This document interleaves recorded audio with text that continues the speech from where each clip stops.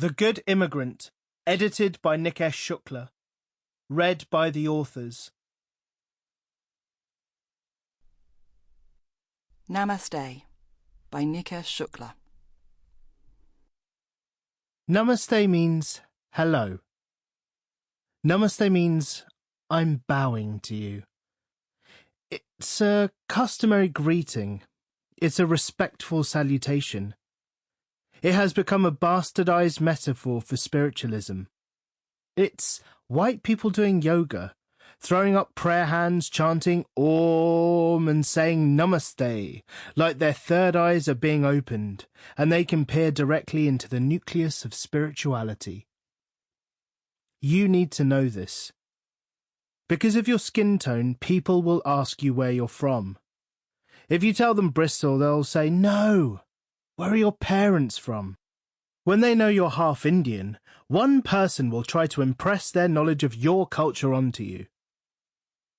I can't sleep. It's 2 a.m. and a party is raging across the road. The flat is rented out to students on a regular basis. Your mum is sensibly sleeping with earplugs in. I can hear you purring in the next room. I know that in 4 hours' time I have to drive you to London, to take you to see your dada and your foy and your fua, to spend time with the Indian part of your family, to say namaste to your Indian cousins, aunties and uncles. I'm driving, so I need the sleep. It transpires that the reason the party is so loud is because someone on the top floor of the house is leaning out of his window, smoking and bellowing a conversation down to a person at street level, which, due to the peculiarities of the houses we live opposite, is about 4 stories worth of shouting. At 2 a.m. This is silly, I think. It's Friday night, sure, but it's a residential street. I may have been these kids once, but now I'm in my 30s. I'm a man of family now. I'm a man of red wine and Netflix. I'm a man of nights in and community cohesion. I get it. I get what life's about. It's about living like your actions directly affect the people you don't know, as well as the people you do. Sure, I've done questionable shit, pissed in places I shouldn't have, left detritus for poor working souls to have to clean up the morning after, screamed songs at the top of my voice, running down streets where families lived, being oblivious to the rest of the world, carrying on like there's something out there for you and me to interact with. Your mother reminds me of this the next morning when I tell her what happens next. I tell her that I don't want to live with the thought that I'm being intolerant of other people's intolerance.